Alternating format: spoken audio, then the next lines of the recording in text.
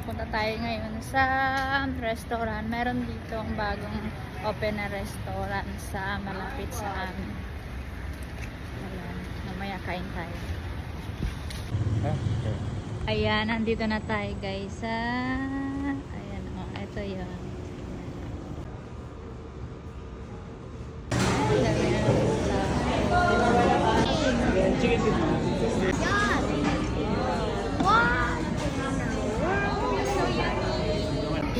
Okay, masarap ng lasa nila.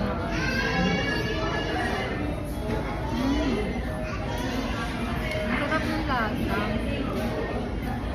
Okay. Guys, masarap na lasa nila dito. Ito yung ito yung bagong restaurant ni Marvin Agustin.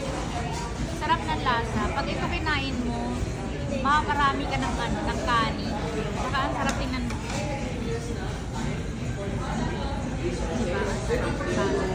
Cut mo na. Ito guys yung in-order ko. Ang sarap na. Ayan. Meron siyang